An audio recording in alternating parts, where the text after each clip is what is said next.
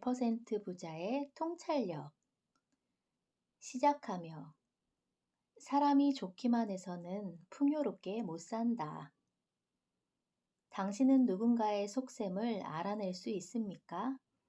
자기 일의 미래를 통찰할 수 있습니까? 세상 뉴스의 의도를 간파할 수 있습니까? 사람의 행동을 간파할 수 있습니까?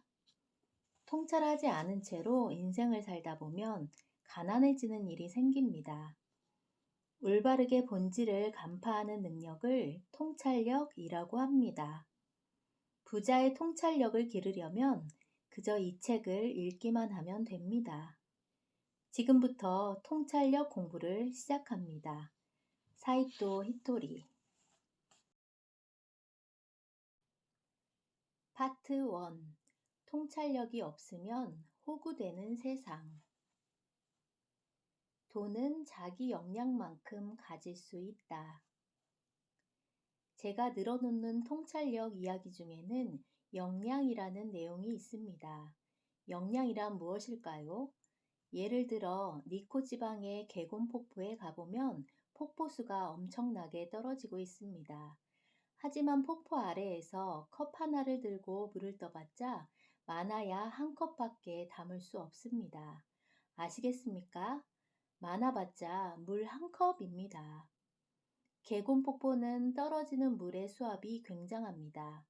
그러니 컵에 찰랑찰랑 찰 만큼 물을 제대로 받는 것도 의외로 어렵습니다. 요령껏 하면 어떻게든 컵에 물을 가득 채울 수 있겠지만 그리 간단한 일이 아닙니다. 무슨 말을 하고 싶은 것인가 하면 돈을 가지는 것, 가진 돈을 유지하는 것은 쉬운 일이 아니라는 것입니다. 간단하게 말하자면 사람에게는 제각기 이 사람은 얼마 정도의 돈을 가질 수 있다는 역량이 있습니다.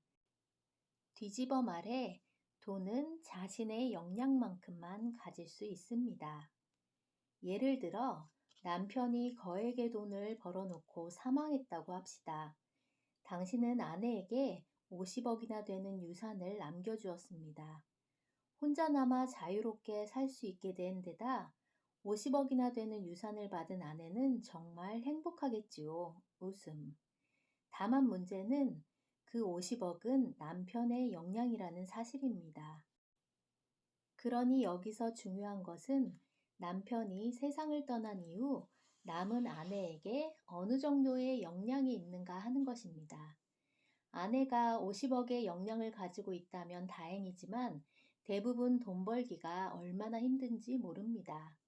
아내는 집안일만 했기에 남편이 어떤 고생을 하면서 돈을 벌어왔는지 모르는 것입니다. 그런 아내에게 자녀들이 이렇고 저런 사업을 하고 싶어 라고 말합니다. 혹은 새로운 남편이나 남자친구가 사업가가 되고 싶다 라든지 새로운 일을 하고 싶다고 말합니다. 그러면 아내는 그렇지 않으면 좋으련만 안타깝게도 돈을 건네주고 맙니다. 하지만 타인의 자금에 기대서 시작하는 사업은 잘 되지 않지요. 30억을 줬다면 이제 그 돈은 돌아오지 않습니다. 30억은 없어졌지만 아직 20억이 있어. 하지만 아내에게 20억을 보유할 역량이 없다면 이 또한 다시 줄어들어 버립니다. 아내의 역량이 1000만밖에 가질 수 없는 수준이라면 남편이 남겨준 50억은 순식간에 1000만으로 줄어듭니다. 그러나 돈은 자신의 역량 이상으로 가질 수는 없다는 것입니다. 아무리 많이 있어도 없어집니다. 어째서인지 그렇게 되어버립니다. 하지만 사람의 역량은 얼마든지 커질 수 있습니다. 하지만 사람의 역량은 얼마든지 커질 수 있습니다. 그러니 자신의 역량을 키우면 됩니다. 히토리 씨, 어떻게 하면 역량이 커질까요? 라고 물으신다면 간단합니다. 라고 대답하겠습니다. 돈에게 표적이 되는 경우가 있습니다. 그런 규칙을 아는 순간 역량이 약간 커집니다. 표적이 되는 방법에는 일정한 유형이 있는데 그 유형을 알면 역량이 더욱 커집니다. 어느 날 전화를 받았더니 나야 나라는 말이 들렸다면 이건 노인들에게 나야 나라고 말한 뒤 노인이 손자나 자녀의 이름을 부르면 이후부터 손자나 자녀 행세를 하며 사고를 빌미로 돈을 갈취하는 사기의 유형이지요. 이런 점을 미리 알고 있으면 나야 나라는 전화가 걸려와도 누구누구 하면서 되묻는다든가 하세요. 웃음. 정신만 차리면 상대가 자신의 자식인지 아닌지를 알 수 있습니다. 그만큼 역량이 커진 거죠. 그러니 정말로 그저 알고 있기만 하면 됩니다.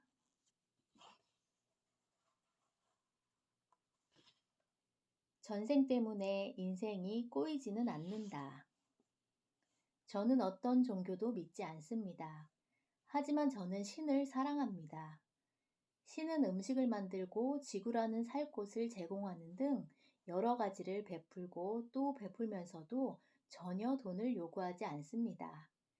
저에게 신은 그런 존재입니다. 그리고 신은 인간에게 안심을 주는 존재입니다. 그런데 그러한 신을 입에 올리면서 죽은 아기가 이를 방해하고 있네 라든가 곧 지진이 일어난다, 조상이 살인을 저질렀다는 식으로 사람을 위협하고 불안을 조장하는 사람이 있습니다. 제가 이렇게 이야기하면 가족들이 공공장소에서 그런 말을 하면 또 어디 어디 단체라는 사람들이 화를 낼 거예요 라고 말합니다. 웃음. 하지만 저는 신경 쓰지 않습니다. 확실하게 이야기하겠습니다. 그것은 사이비입니다. 사람을 위협하거나 불안하게 만드는 것은 모두 사이비입니다. 신이 인간을 위협하는 일은 있을 수 없습니다. 신을 입에 올리면서 위협하는 식의 이야기를 하는 것은 그렇게 하면 자신에게 유리한 일이 생기기 때문입니다. 위협을 가한 사람이 손에 넣을 만한 무언가가 있기 때문입니다.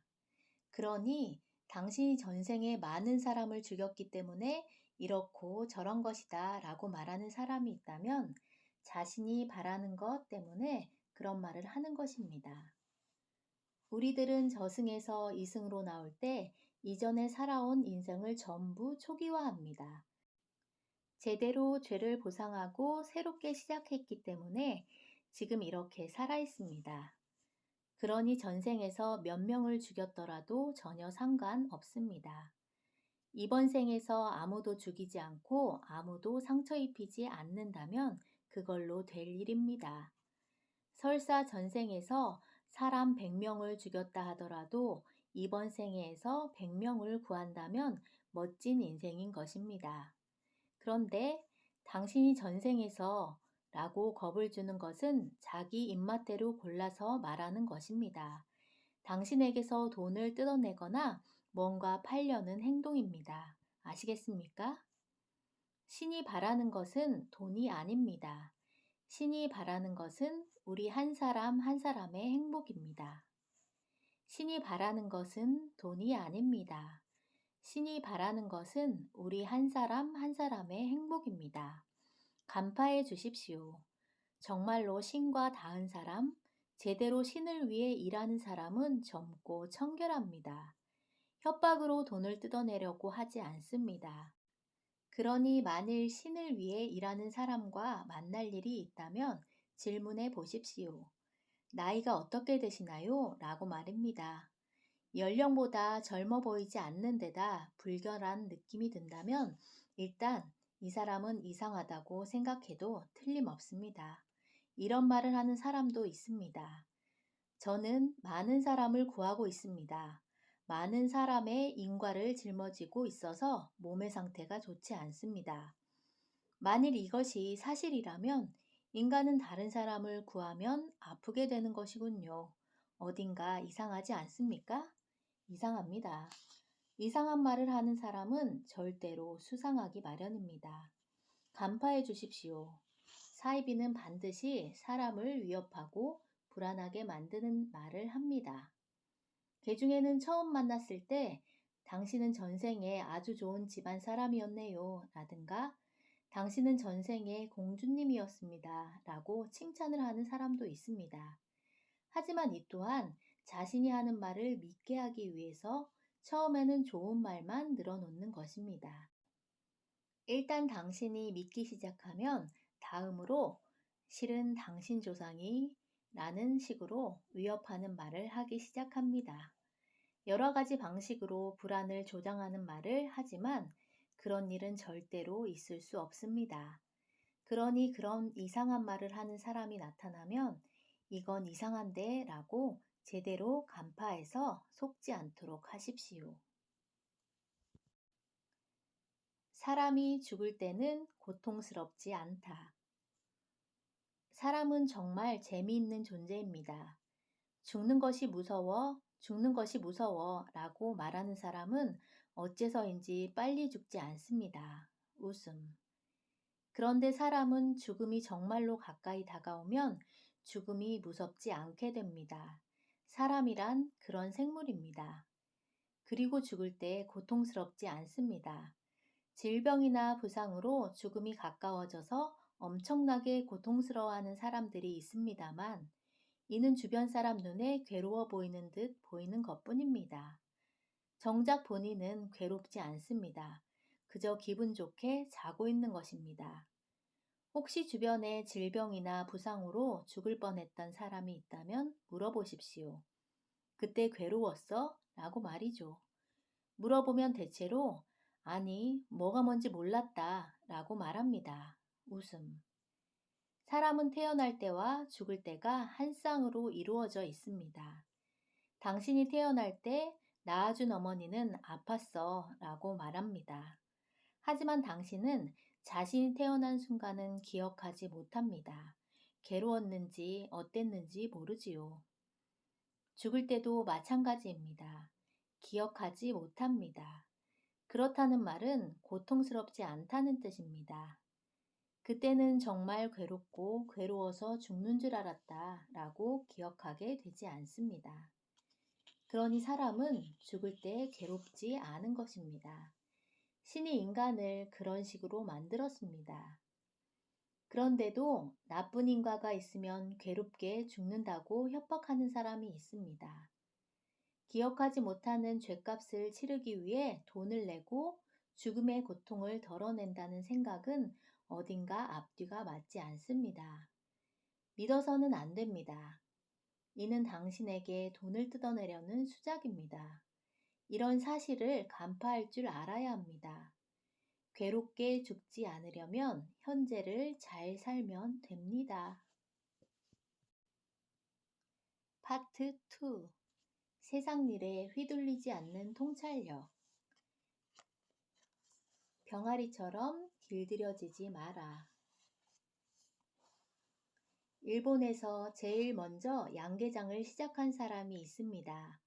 그는 일단 먼저 닭을 우리 안에 넣어서 사육했습니다. 이때 우리 안에 들어간 닭은 어떻게 되었을까요? 달걀을 낳지 않았습니다. 왜냐하면 닭은 원래 일본어로 니와토리, 즉 니와, 마당에서 기르는 토리, 새이기 때문입니다. 닭은 마당에 방목해서 자라면서 자유롭게 원하는 곳을 걷고 아침이 되면 꼬꼬댁 하고 울었습니다. 그러다가 우리에 갇혀버렸으니 닭이 스트레스를 받아서 달걀을 낳지 않게 되어버린 것입니다. 이때 일본 최초 양계장 주인이 어떤 시도를 했을까요? 병아리일 때부터 우리에 가두어 보았습니다. 그랬더니 우리 속의 생활에 익숙해져서 별일 없이 달걀을 쑥쑥 잘도 낳았습니다. 히토리 씨, 무슨 이야기를 하시는 겁니까? 라고 물으신다면 여전히 학교 교육에 관한 이야기를 하고 있다는 것을 알려드립니다.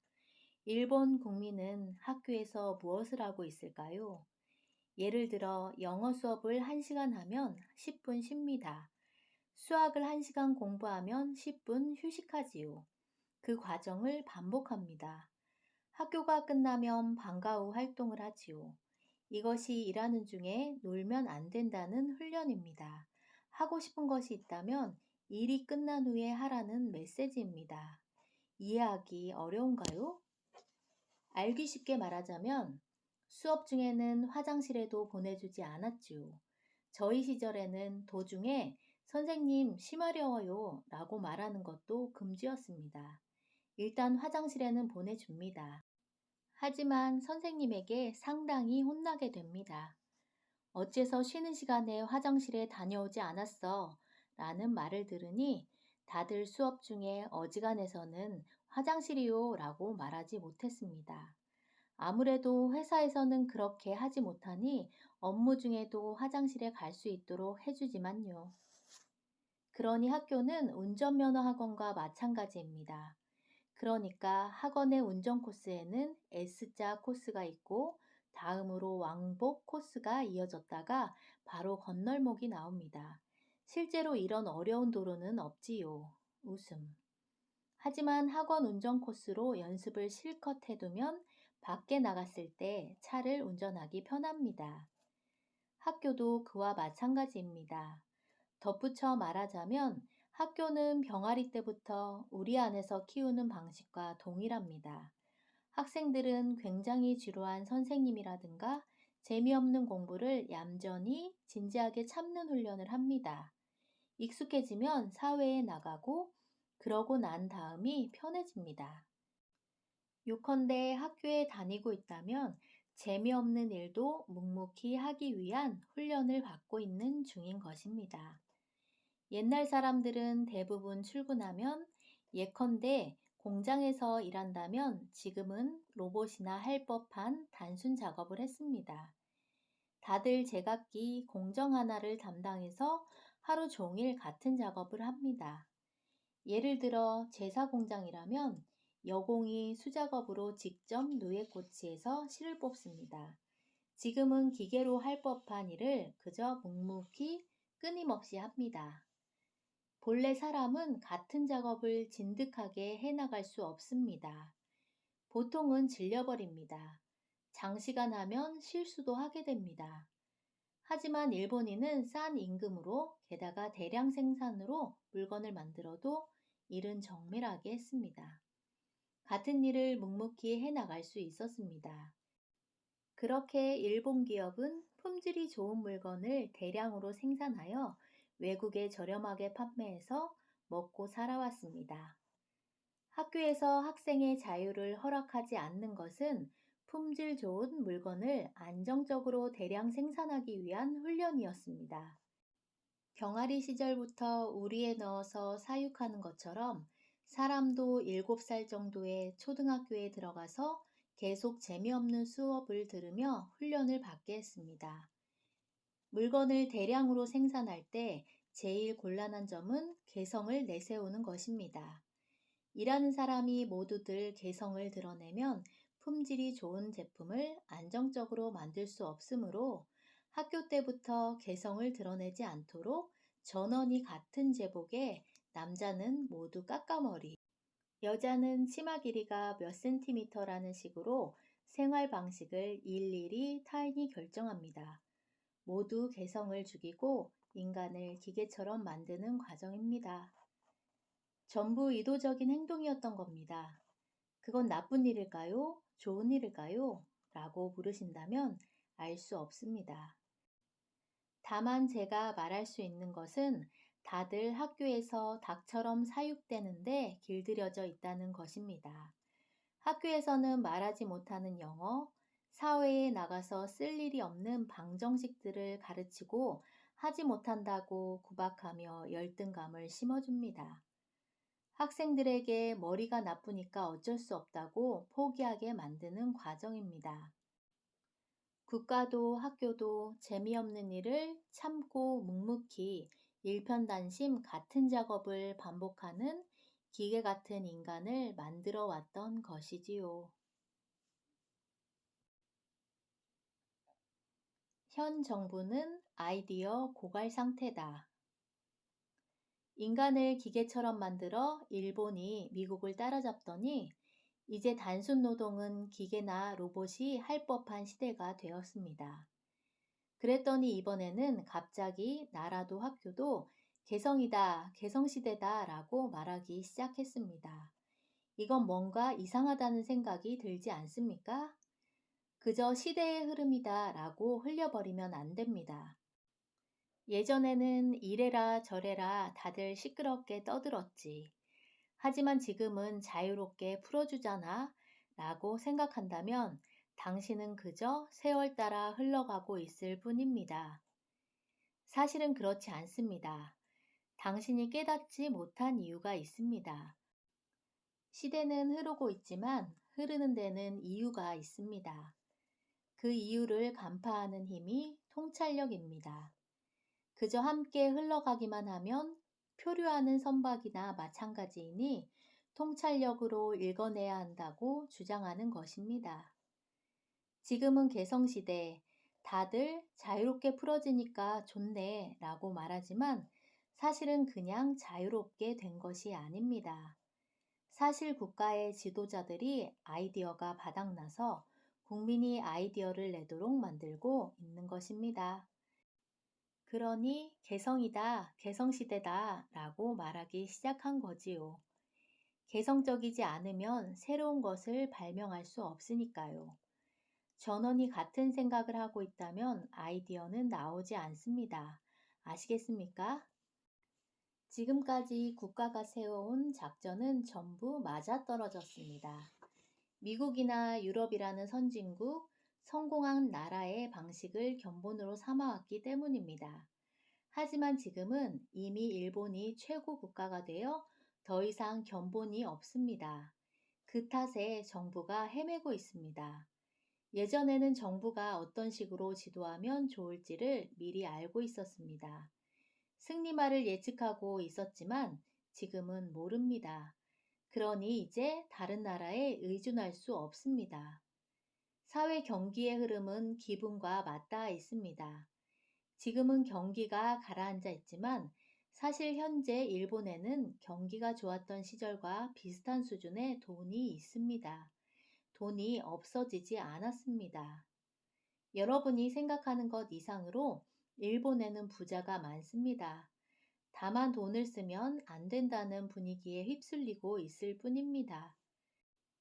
텔레비전 등에서 변함없이 취업이 안 된다든가 노숙자가 있다고 방송하는 모습을 보면 비싼 물건을 사면 안 될 것 같은 기분이 듭니다.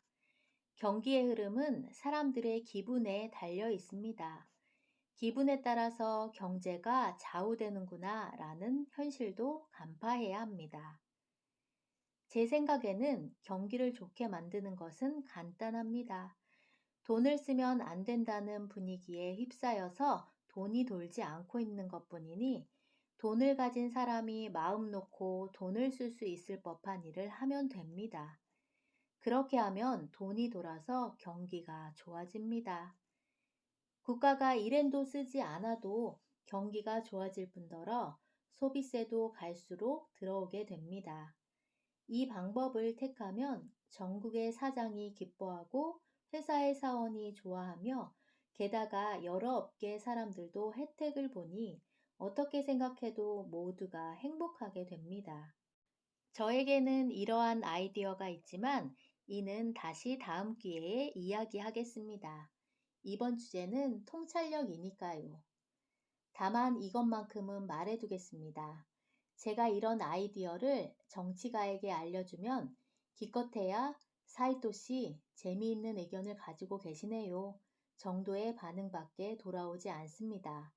모두가 기뻐할 아이디어에 대해서도 재미있는 의견이네요 라고밖에 말하지 않는 사람들이 윗선에 자리하고 있습니다. 무슨 말을 하고 싶으냐면 국가에 뭔가를 기대해도 소용이 없다는 말입니다. 그것보다 스스로 묵묵히 어떻게 하면 행복하게 살 수 있을까를 생각해서 헤쳐나가야겠지요. 그렇지 않으면 앞으로 우리들이 괴로울 뿐입니다. 그러니 여러분이 기대를 걸 수 없는 사람들이 위에 있다는 사실을 반드시 머릿속에 넣어두도록 합시다. 결코 윗사람들이 게으르다는 말이 아닙니다. 그들도 정말로 어떻게 해야 할지 모르는 상태인 것입니다.